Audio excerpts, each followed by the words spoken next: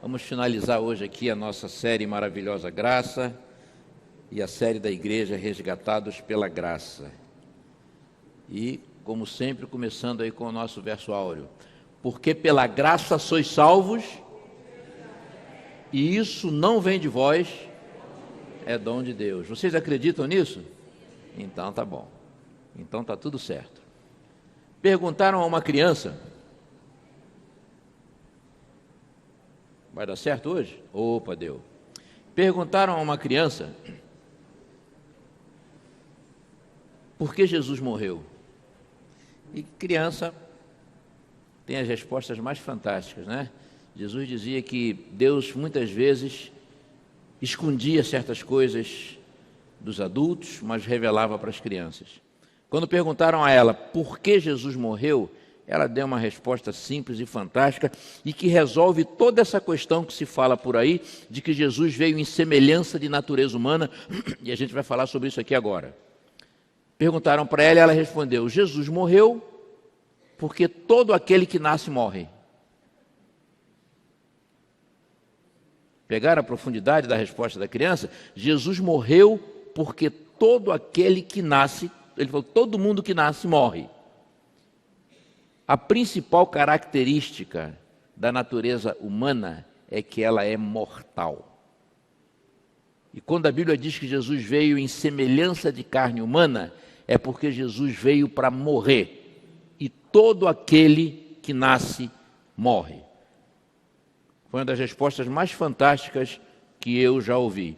Nesse sermão de hoje, eu orei bastante sobre ele.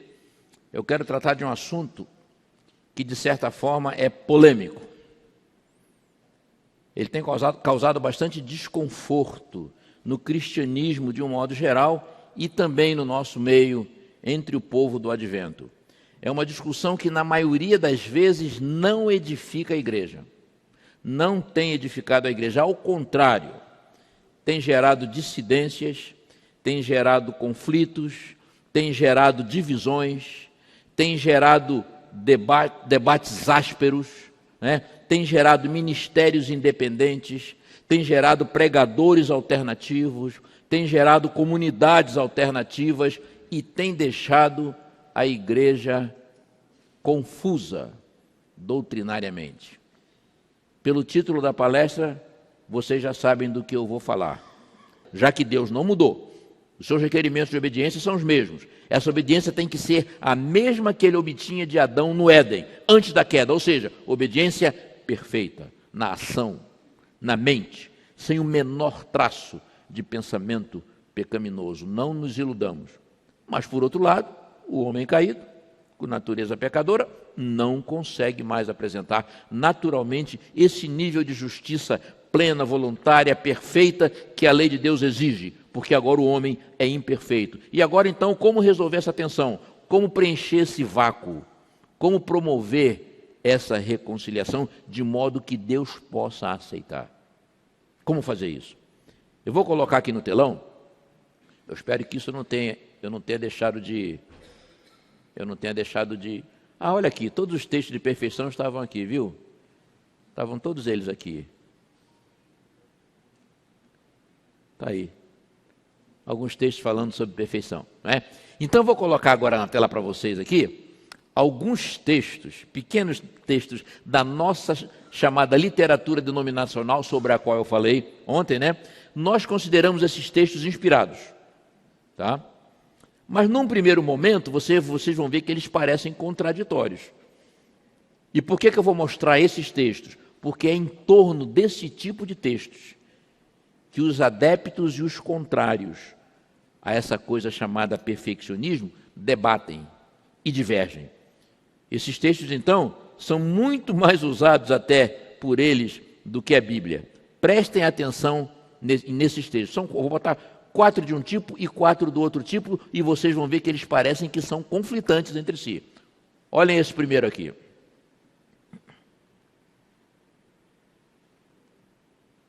Em resumo, o homem deve vencer como Cristo venceu. O homem deve fazer a sua parte, deve ser vitorioso por sua própria conta, mediante a graça e poder que Cristo lhe dá. Vejam que ele está falando de uma vitória possível, né? O homem deve vencer como Cristo venceu. Vejam esse outro texto aqui. O Espírito de Deus consumirá o pecado em todos quantos se submeterem ao seu poder. Está lá, desejaram de todas as nações. O outro estava em Testemunhos, volume 4. Olhem esse aqui. É Deus quem nos dá poder para quê? Para vencer. Os que ouvem a sua voz e obedecem aos seus mandamentos são capacitados para formar caracteres justos. Está no comentário bíblico adventista, um comentário feito pela mesma pessoa. Vejam esse aqui. Não deve o cristão ser escravizado por quaisquer hábitos ou tendências hereditárias ou cultivadas. Deve ele dominar as paixões animais, em vez de ser mantido na escravidão do hábito. Está em Testemunhos para Ministros, página 421. Então, há dezenas desses textos. Eu poderia trazer aqui dezenas e dezenas deles. Nesses 4 primeiros textos, que são bem conhecidos do povo do Advento, dá para sentir que é apresentada aí uma possibilidade real de vitória sobre o pecado, de vitória sobre as nossas tendências herdadas, de vitória sobre as nossas tendências cultivadas. Isso fica bem claro nesses textos. Agora eu vou apresentar outros textos das mesmas fontes. Vamos lá. A lei requer justiça, vida justa, caráter perfeito. Isso o homem não tem para dar. Não pode satisfazer as reivindicações da santa lei divina. Desejar de todas as nações. Vamos ver isso aqui. A lei de Deus é santa, como Ele próprio é santo. É perfeita, como Ele é perfeito.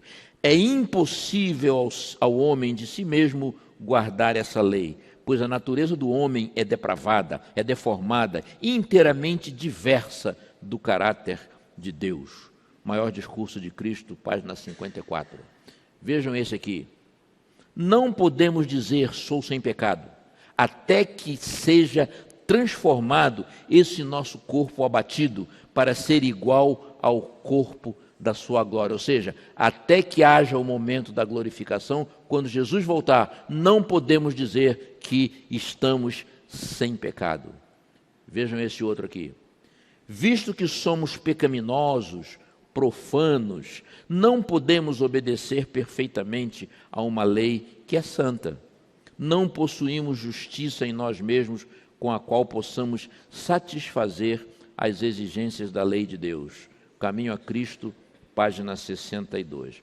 Então vejam, irmãos, que aqui há uma aparente, e eu posso garantir a vocês que é apenas aparente, uma aparente contradição, um aparente choque, uma aparente tensão, uma aparente impossibilidade entre duas coisas. Que coisas? O que Deus espera do homem, que é perfeição absoluta, e o que o homem é capaz de apresentar, que é uma imperfeição que também é absoluta. No final das contas, as principais questões que ficam são: consigo guardar a lei de Deus? Consigo obedecer? Consigo viver sem jamais pecar, de forma que Deus possa aceitar esse meu comportamento? Vamos ver isso aí com um pouquinho da doutrina da salvação, que a gente viu até ontem, né? Com um pouquinho de soteriologia. Quando nós vimos ontem, no final da tarde, quem veio ontem lembra disso, o processo de salvação, eu mostrei que ele tem 3 tempos e ele tem 4 fases, certo? Depois, o apóstolo Paulo era fantástico. Quando eu estava montando esses sermões, eu achei um texto de Paulo, que eu até já tinha passado por ele, mas não tinha percebido a profundidade dele. Como em pouquíssimas palavras Paulo mostrou isso aí, exatamente esses 4 tempos. Lembra aquele tempo que eu falei? Tempo de quitação, tempo de justificação, a fase de quitação, a fase da justificação, a fase da santificação e a fase da glorificação. Eu estou aqui fazendo 6 sermões para vocês, para poder passar essa ideia. E Paulo fala isso no único texto que eu não vou ler agora, depois anotem aí, Romanos 6, 22. Tem todo esse processo lá, bem sintético, e dá para você depreender. Mas eu mostrei para vocês esse quadrinho aqui, né? Que teve até uma pessoa daqui, que está me assessorando, parece que está me assessorando nessas palestras, e ela botou esse texto hoje lá no Facebook. Eu gostei, porque ela anotou e colocou isso lá. Nós vimos que há um tempo passado da salvação em que houve a fase da quitação da dívida. Vocês lembram disso? Depois veio um tempo presente da salvação, que é o tempo em que todos nós estamos vivendo, e nesse tempo havia 2 fases. A fase da justificação, que é uma fase de um instante, em que Deus percebe a fé, diagnostica a fé genuína no coração do pecador e aceita essa fé. Primeiro transfere os méritos de Jesus para ele e então o declara justo diante do universo. Mas há uma outra fase também, que é a fase da santificação, que é a fase que todos nós estamos vivenciando. E falamos do tempo futuro da salvação, em que vai haver a glorificação, né? Vocês lembram muito bem desse quadrinho aí. Então vejam só, essa transformação aqui, vamos nos ater aqui ao futuro da salvação. Nós estamos vivendo essa fase aqui, a fase 2 do presente da salvação, que é a santificação. Mas o nosso interesse é chegar aqui, na glorificação, em que nós seremos transformados, seremos elevados à estatura espiritual completa de Cristo Jesus, teremos mente transformada e corpos glorificados pela graça de Deus. Essa também vai ser uma operação de um segundo, um fechar e abrir de olhos. Assim como a justificação também um processo que acontece numa fração de segundo, em que Deus declara para o universo que nós somos justos, a glorificação também será rápida. A demorada é a santificação. E por que ela é demorada? Leva a nossa vida toda, porque nós entramos no processo e passamos a interagir com ele. E quando o homem mete a mão em qualquer coisa, ele estraga tudo, não é? E é por isso que leva a nossa vida toda. Então, olha só, essa transformação final aqui, do futuro da salvação, vamos entender isso aqui, porque isso aqui é o X da questão, né? Essa transformação final, ela vai ser radical, mente, espírito, ou seja, o nosso corpo, a nossa alma, de forma holística, integral. Espírito e corpo que perfazem a nossa alma. Nós não temos uma alma, nós somos uma alma.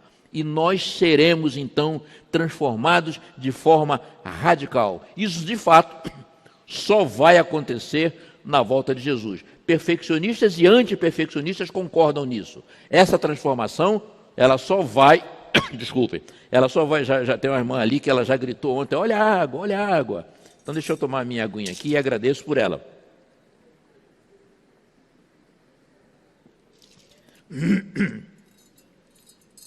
Mas eu vou ter que consultar um otorrino porque esse pigarro está recorrente. Pior que isso vai sair na internet, né? Está saindo. Então vejam lá. Vejam bem, estamos falando então dessa transformação radical. O fato, na realidade, nós vamos passar lá de uma condição corruptível para uma condição incorruptível. De uma natureza pecadora para uma natureza santa. De uma vida mortal para uma vida imortal e eterna. Como eu disse aqui, tanto perfeccionistas quanto antiperfeccionistas concordam nesse aspecto. Mas agora vejam, o fato de que nós vamos passar por essa transformação, quando Jesus voltar, não significa que nós podemos viver aqui esse tempo da santificação sem qualquer preparo, sem experimentar crescimento na graça, sem operar a nossa salvação através do relacionamento com Deus e da submissão à sua vontade. Não estamos comprando a salvação. A salvação já foi comprada por Jesus com seu sangue, nos foi ofertada, nós aceitamos, fomos justificados, fomos salvos. Estamos agora vivendo a santificação. mas não podemos descansar no fato de que seremos transformados só quando ele voltar, então vamos ficar na boa aqui, já que eu vou ser transformado lá quando ele voltar. Não significa que apenas alguns minutos ou algum tempo, que eu não sei especificar, antes de subir nas nuvens com Jesus, nós vamos então passar por esse upgrade, por essa atualização, por esse crescimento instantâneo e mágico. Não vai ser assim. Vocês podem ter certeza disso. Isso não faz o menor sentido. Eu vou explicar uma coisa para vocês agora, vocês vão entender direitinho como é que essas coisas acontecem. Eu gosto de dar exemplos práticos do dia a dia. Muita gente pensa que eu sou pastor, eu não sou, pensa que eu sou músico, eu não sou. Na realidade, a minha atividade profissional sempre foi na área de sistemas. Desde a minha fase ali dos meus 19, 20 anos, que eu trabalho com informática, trabalho com sistemas, ainda hoje continuo trabalhando. Então, o que eu vou dizer aqui agora, quem trabalha com informática, quem trabalha com sistema, com TI, e mesmo quem não trabalha, quem é apenas usuário de sistemas, e também mesmo quem apenas tem um celular, vai entender direitinho o que eu vou dizer agora. Vocês que usam computadores, nós que usamos computadores, sabemos que eles têm uma coisa chamada sistema operacional. Então, tem computadores da linha Windows, tem computadores da linha Apple, tem computadores da linha Linux. Esses são sistemas operacionais. E esses sistemas, eles têm versões. Por exemplo, o Windows hoje está na versão 10 ponto alguma coisa. O Android dos celulares também é um sistema operacional, porque o celular hoje em dia é um computador. Então, o Android está aí na versão 6.0. Essas versões novas, que de tempos em tempos são anunciadas e são lançadas no mercado, elas não surgiram do nada, da noite para o dia, pelo simples apertar de uma tecla. Não. As versões antigas, ao longo do tempo, vão tendo problemas, vão tendo erros, vão tendo travamentos de equipamento, vão tendo cancelamentos de programas, vão tendo perdas de dados, e essas coisas nos deixam desesperados. Essas coisas nos deixam desesperados. Mas essas versões, elas vão sendo melhoradas. Elas vão sendo corrigidas nos laboratórios das empresas. Elas vão sendo ajustadas pouco a pouco, até que um dia elas dão lugar a uma nova versão. Uma versão atualizada, corrigida, mais segura, com novas funções, digamos, entre aspas, perfeita. Então o Windows não passou do Windows 8.0 para o 10.0 assim no estalo. Não, isso aí foi ao longo de um tempo. O Android não vai passar, ou não está passando, do 5.0 para o 6.0 assim da noite para o dia. Não, essas coisas elas vão sendo atualizadas, vão tendo seus erros corrigidos, consertados nos laboratórios ao longo de um bom tempo, até que possam dar lugar a uma versão corrigida, perfeita. Certo? Entenderam isso? Vamos para o campo espiritual. Ninguém vai ser mudado num estalar de dedos, num passe de mágica, da noite para o dia. Não vai. A transformação que nós sofreremos aqui na glorificação, essa transformação implica necessariamente em nós termos sido primeiramente justificados e perdoados, em seguida santificados ao longo de toda a nossa vida cristã. Santificados através de quê? De provações. Lembra dos erros, dos travamentos, das perdas de dados, dos sistemas operacionais? Nós vamos sendo justificados através das provações. Vamos sendo santificados através das provações, das tentações, das renúncias pessoais, das quedas, dos desencontros, dos ajustes, dos fracassos, das perdas. E no laboratório de Deus, a nossa mente, o nosso caráter, a nossa personalidade estão sendo dia a dia o quê? Desenvolvidos, corrigidos, aperfeiçoados. Da mesma forma que os sistemas operacionais de computadores, de celulares e de qualquer tipo de equipamento. Isso chama-se santificação. Entenderam bem? É simples, não é? É muito simples e eu continuo e eu sigo sem entender a razão da discussão que existe lá fora. Então um dia muito desejado, um dia muito esperado, nós seremos transformados, seremos glorificados e daremos lugar a uma versão inteiramente nova, sem remendos, sem bugs, sem travamentos, sem perdas, uma versão perfeita. Aí vai surgir o Mário 1000.0, não é? Vai surgir o Aloísio 1000.0. É isso, irmãos. É isso. Mas eu não vou ser uma versão remendada, uma versão consertada, cheia de marcas e de marcas de correções, com soluções provisórias. Não, eu vou ser uma versão totalmente nova. Até o meu nome vai ser novo. Lembram disso? Até o nosso nome vai ser novo. Eu não só não pecarei mais, mas não terei mais essa tendência. Eu não vou ser uma versão alfa, beta, gama, delta. Eu vou ser uma versão ômega, final. Isso se chama glorificação. Então, o processo diário de correção ao qual eu e todos vocês, estamos sendo submetidos ao viver a fase de santificação, esse processo chama-se santificação. E lá, aquela transformação em que nós daremos lugar a uma versão nova, chama-se glorificação. Então, esse é o processo de desenvolvimento. Está aqui, ó. Processo de desenvolvimento, de correções, de aperfeiçoamento, é a santificação. É o que nós estamos vivendo. Versão nova, atualizada, corrigida, sem erros, é, aí sim, a perfeição. E essa só vai ocorrer na volta de Jesus. Que me desculpem os que são adeptos do perfeccionismo, mas essa, biblicamente, só vai ocorrer na volta de Jesus. E que me desculpem aqueles que são antiperfeccionistas.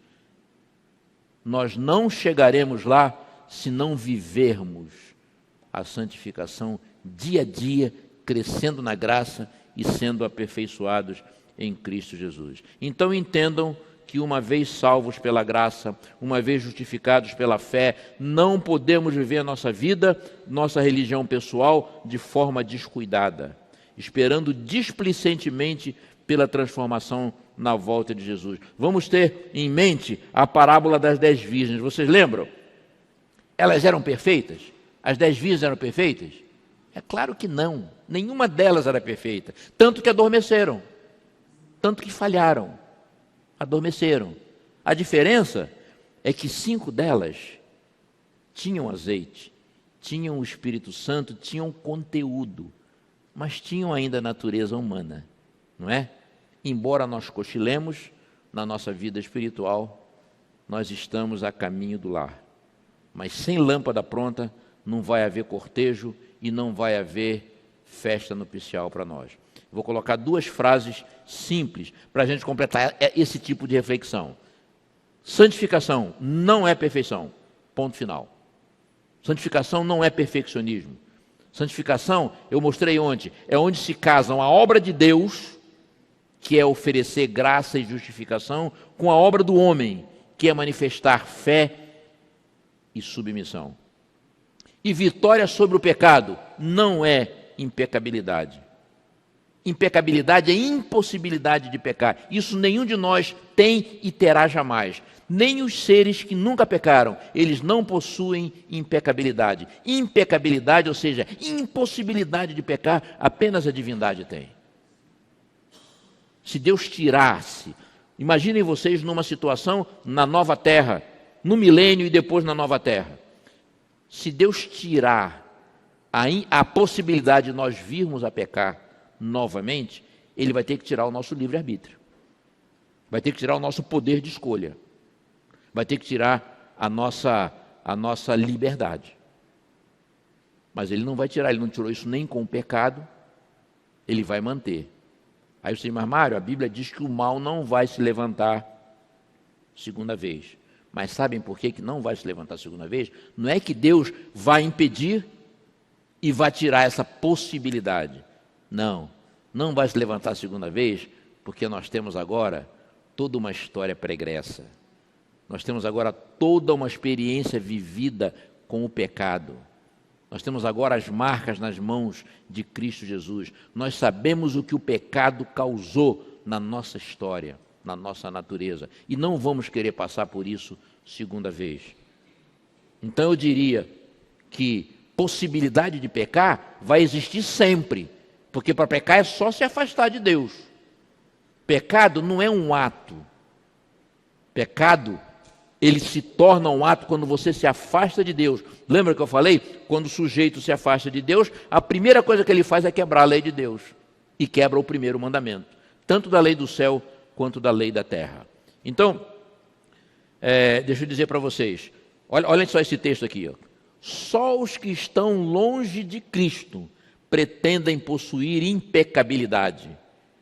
Por que tantos se dizem santos e sem pecado? É porque estão muito longe de Cristo. Eu nunca ousei afirmar coisa semelhante. Está em Mensagens Escolhidas, volume 3, essa página aí. Mas como eu já disse há pouco, ainda para a gente poder encerrar isso aqui, ainda ficou a seguinte questão.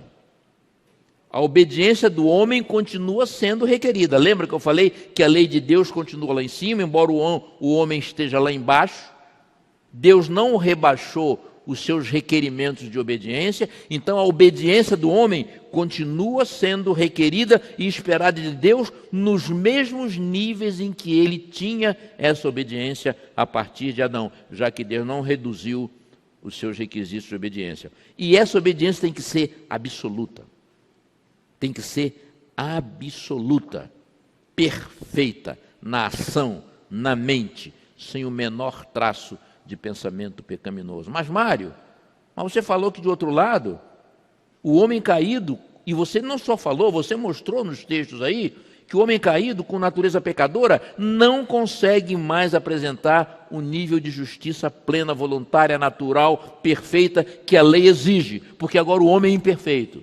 E é verdade, não consegue. Mas Mário, você está colocando uma impossibilidade espiritual e uma coisa que nos deixa perplexos e extremamente preocupados e até desanimados. Então, vou dizer para vocês. Só tem duas formas de resolver esse, digamos assim, impasse espiritual. Ou seja, como resolver essa questão? Uma lei perfeita que precisa de uma obediência perfeita, mas o homem é imperfeito e só consegue apresentar uma obediência imperfeita.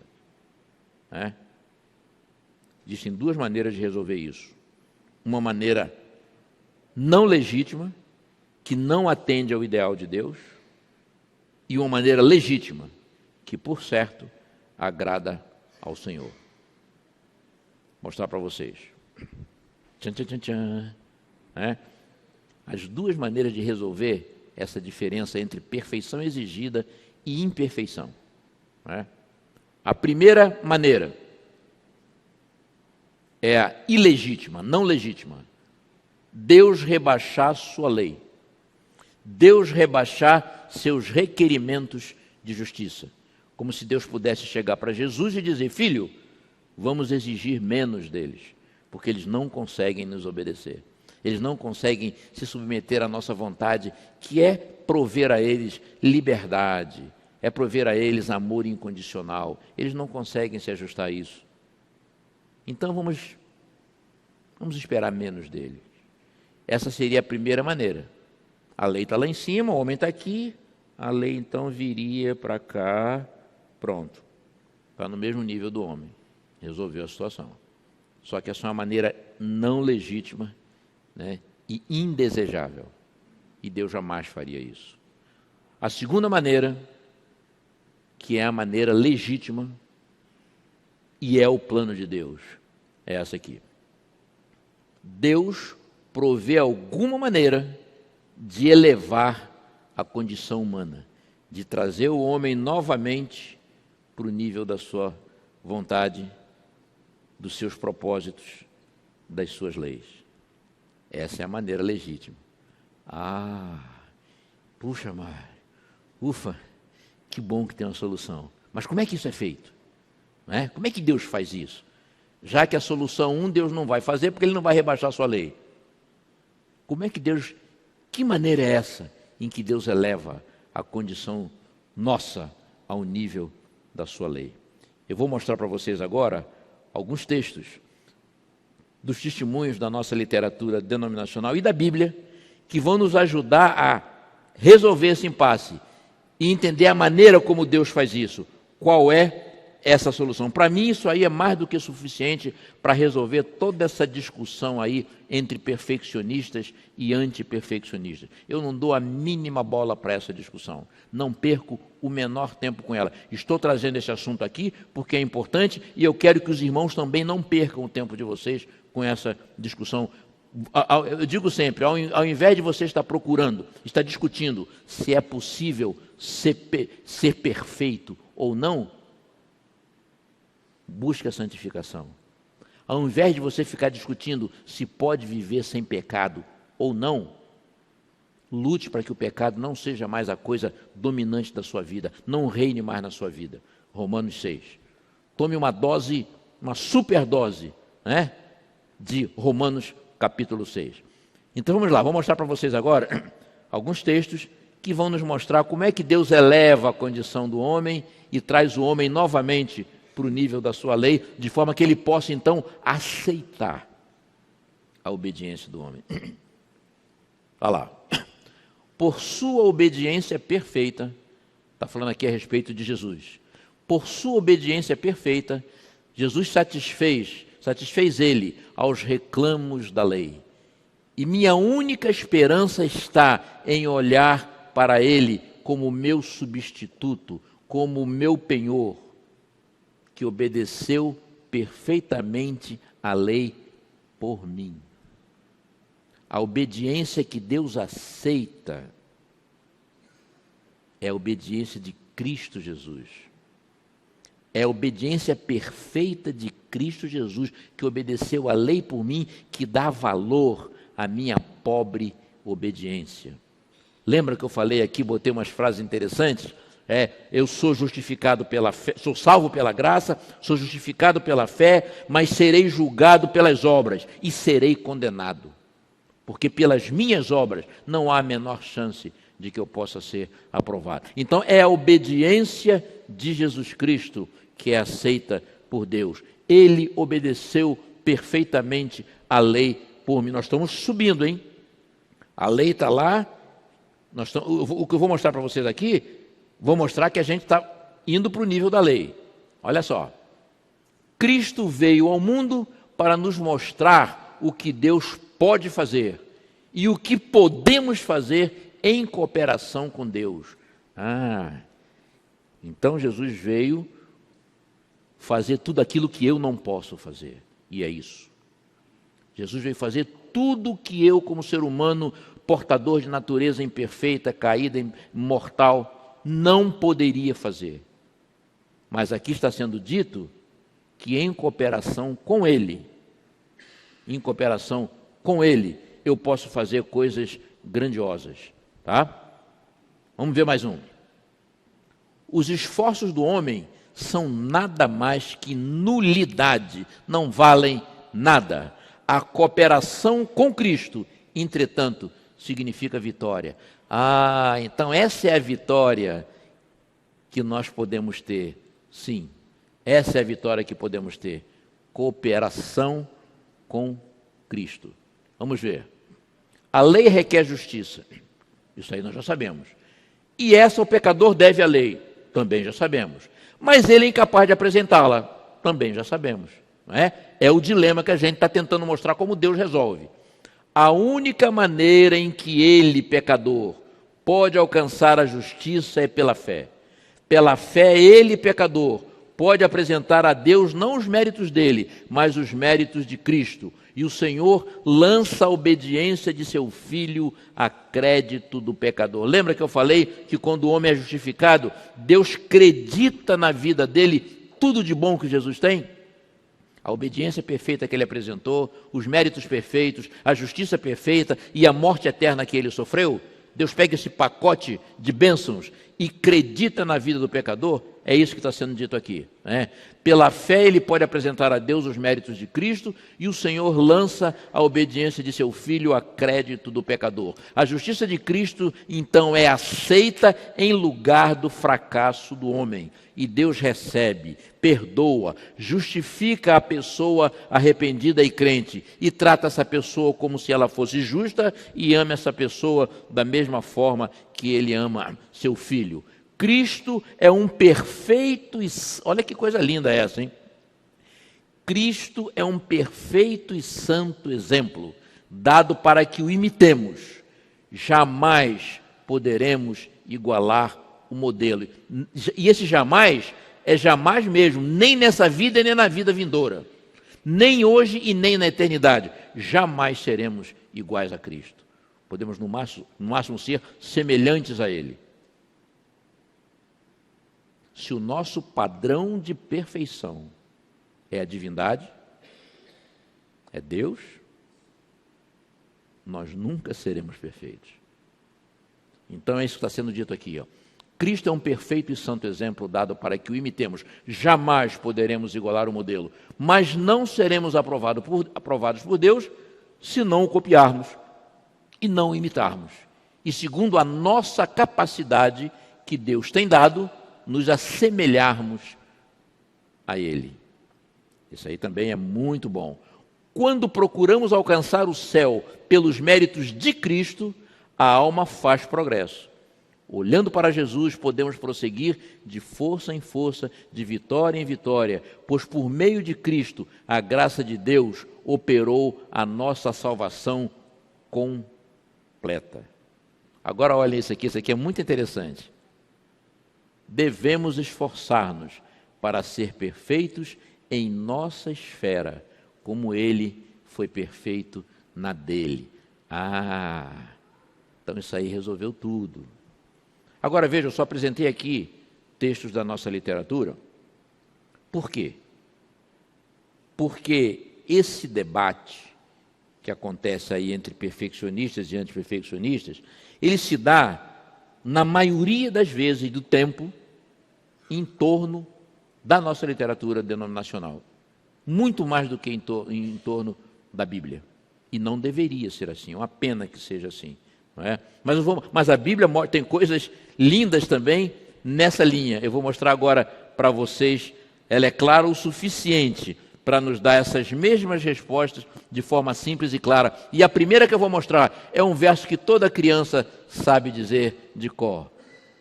Quem permanece em mim e eu nele, esse dá muito fruto, porque sem mim nada podeis fazer. Então é tudo através de Cristo, é nada através dos nossos esforços pessoais. Essa é a solução, permanecer em Deus e dar muito fruto, tornar-se amigo de Deus e então com Ele tudo fazer.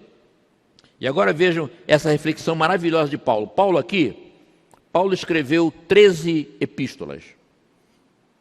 Hebreus não se sabe se foi Paulo. Há teólogos que dizem que foi Paulo, há teólogos que dizem que foram outras pessoas. Mas vamos ficar nas 13 de Paulo. Essa discussão em torno de se foi ou se não foi, não tem o menor sentido. O que importa é que Hebreus também está lá no cânon sagrado, né? Então Paulo escreveu 13 epístolas.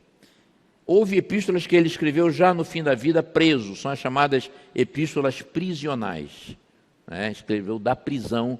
E esse texto que eu vou mostrar, ele escreveu aos Filipenses, mais ou menos 3 a 4 anos antes da sua morte. Então não era um Paulo iniciante, começando a sua carreira, não. Era um Paulo em final de carreira, um homem experiente, que já tinha vivido 1001 situações com Cristo, né? Olhem o que ele falou a respeito da perfeição. Não que eu já tenha alcançado, ele está falando sobre a perfeição. Então ele admite de cara que ele não alcançou a perfeição. Não que eu já a tenha alcançado, ou que eu seja perfeito. Então de cara ele diz, eu não sou perfeito. Mas ele descansava nessa afirmação? Ele descansava nessa assertiva? Não, olha o que ele diz.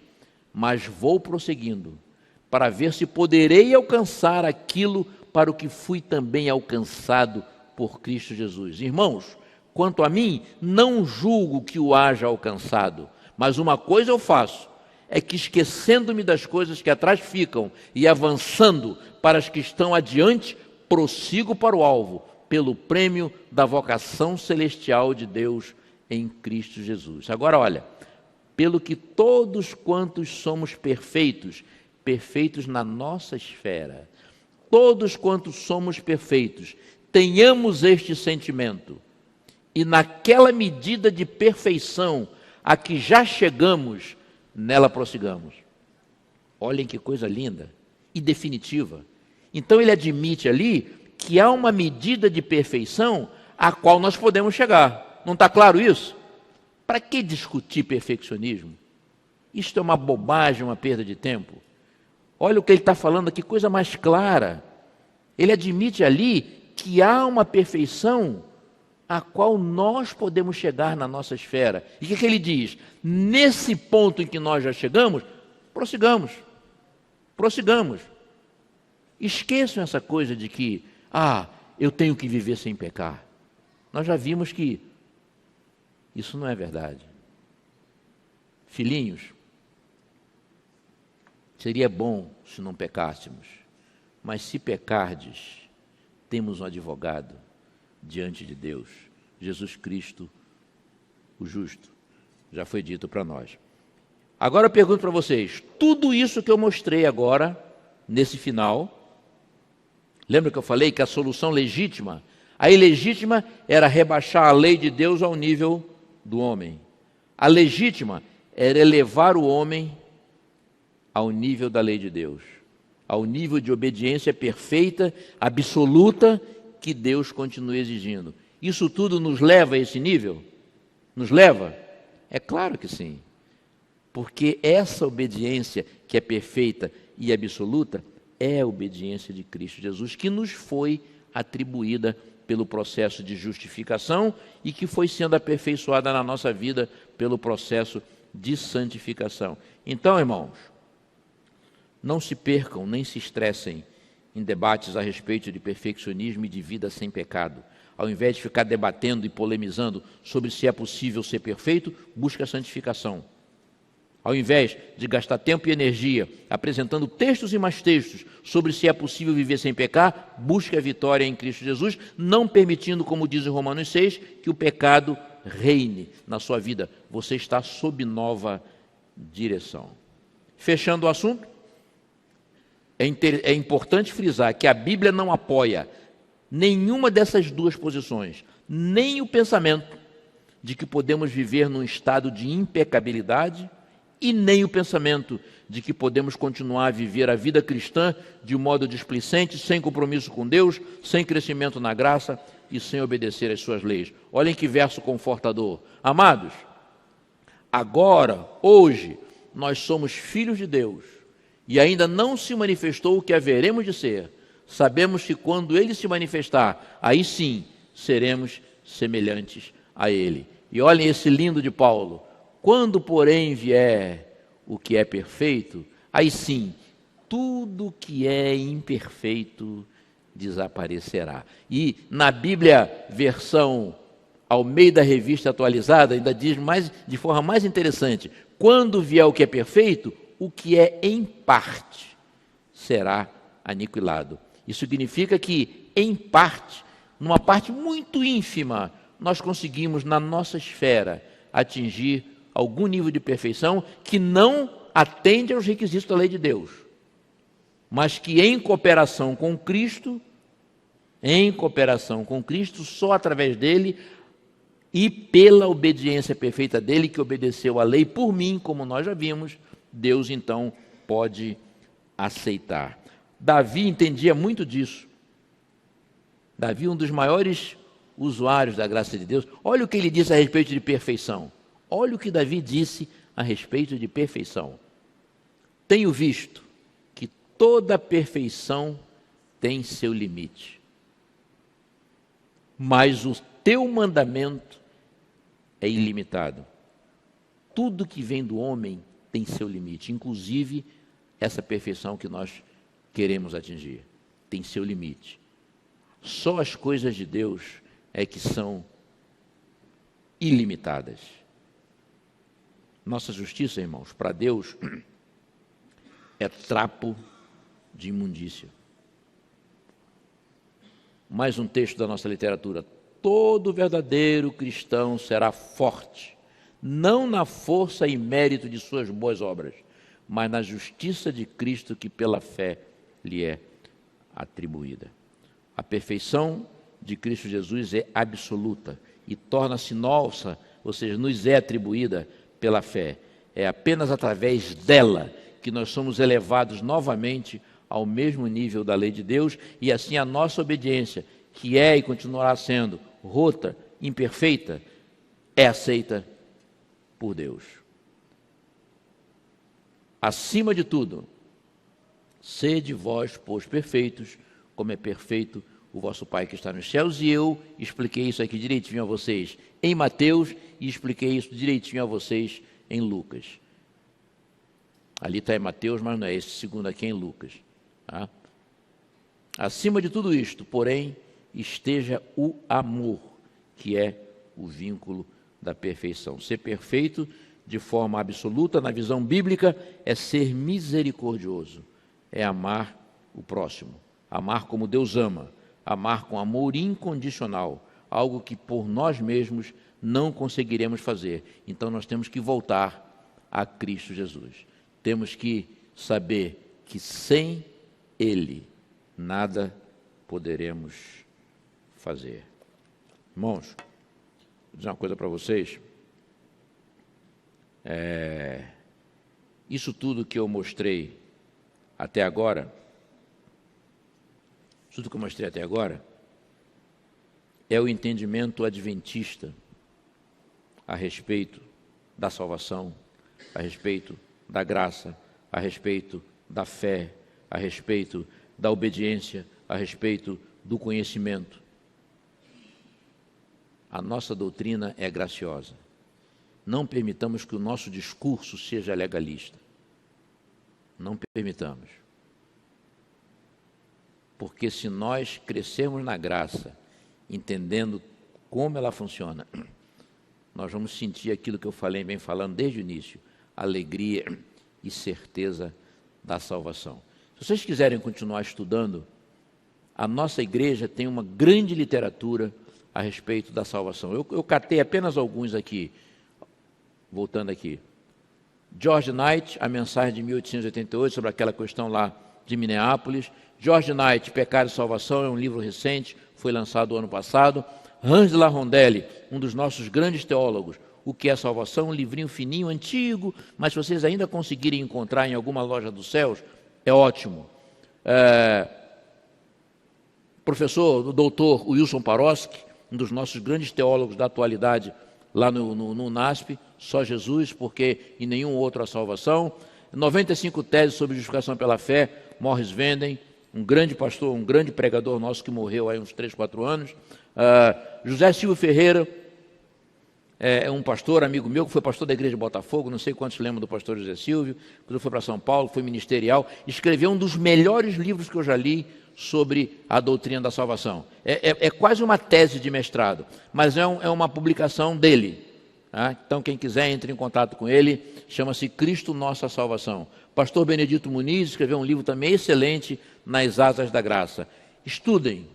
A literatura boa na nossa igreja sobre a graça, a literatura boa em outras denominações, em outras igrejas. A editora Mundo Cristão é uma editora que você pode procurar, pode pesquisar, vai encontrar muita coisa boa.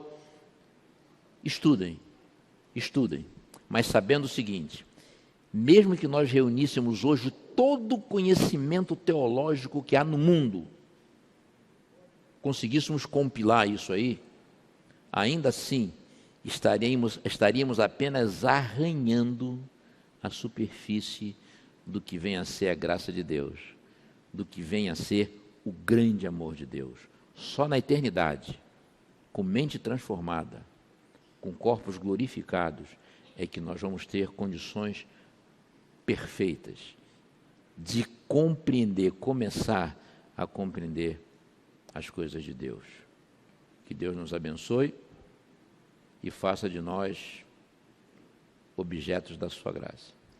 Eu sou um objeto da graça de Deus, vocês são objetos da graça de Deus. Uma boa semana. E muito obrigado pela hospitalidade, muito obrigado pela maneira como vocês conversaram comigo, tiraram dúvidas, mandaram e-mails, mandaram mensagens. Deixa eu mostrar para vocês, quem quiser, olha, quem quiser entrar em contato comigo, ali é o site do meu projeto, ali vocês vão ver todas as igrejas em que eu já preguei de 2012 para cá, que foi quando eu comecei a trabalhar com essas séries sobre graça, sobre música, sobre adoração, né? Essa aqui é a igreja número 110, em que eu estou apresentando essas séries. Isso em apenas 5 anos, Deus me deu essa oportunidade. Já viajei de Manaus até Porto Alegre e fora do país. Dia 9 agora, orem por mim, estou indo novamente pela 5ª vez aos Estados Unidos para pregar em 3 igrejas luso-brasileiras. Vocês vão encontrar tudo isso lá no site do projeto. Ali está o meu Facebook pessoal, ali está o meu e-mail pessoal, e aqui está um blog em que eu, quando tenho tempo, está meio desatualizado, já tem uns 2 meses que eu acho que eu não publico coisas novas lá, mas eu estou sempre colocando lá textos, pequenos sermões que eu produzo, podem entrar, usar, distribuir, não tem nenhum problema. Tá bom?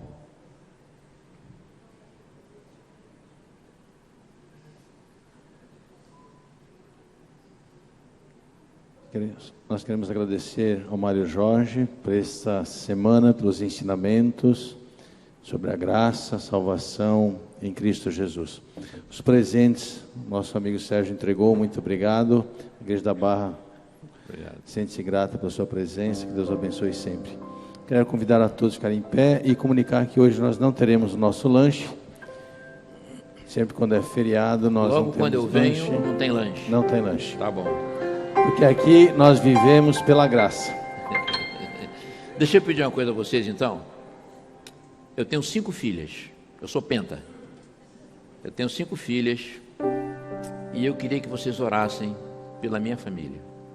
Elas se chamam, pela ordem da mais velha para a mais nova, Mariana, Isabela, Júlia, Laura e Luísa. Os nomes são lindos, né?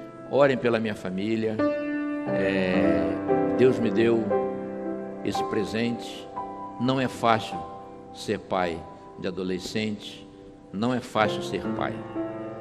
A paternidade tem suas dores, tem suas dificuldades, mas contudo, os nossos filhos são a maior bênção que nós temos de Deus abaixo de Cristo Jesus.